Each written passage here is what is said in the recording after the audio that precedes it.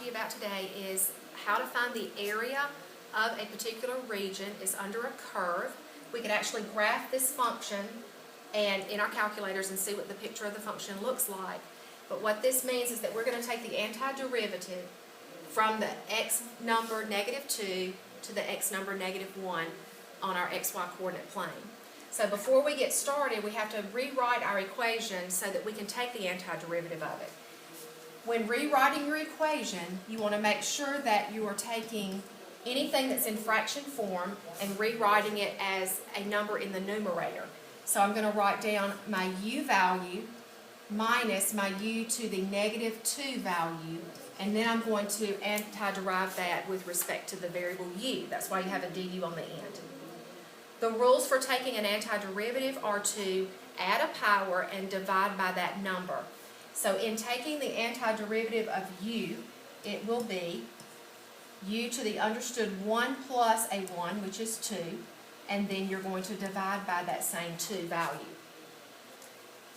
I'm going to put my minus sign down.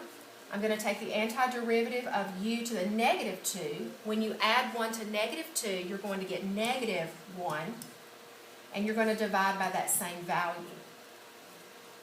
I'm going to evaluate this antiderivative from the boundaries -2 to -1. All right. In evaluating a function, you're plugging in your right boundary and subtracting the value that you get when you plug in your left boundary. This is called the Fundamental Theorem of Calculus, Part 1. There's a second part that we'll learn later. This means that for our very first function, I'm going to plug into this value, u, my -1, my right boundary. So I've got a -1 squared divided by 2. I also go ahead and plug in a -1 to this u value.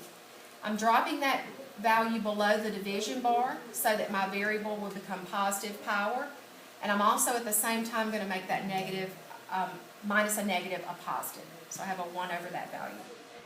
I'm going to replace this with a -1, so I'll go ahead and erase and do that in the same step. All right, once I plug in my -1, I subtract the value that I get by plugging in a -2. So subtraction is in the Fundamental Theorem of Calculus. I open up another set of brackets and replace all of the u values with -2. So I'm going to have a -2 to the second divided by 2 plus from the problem. Remember, we put this 1 over u, so I've got 1 over -2. All right?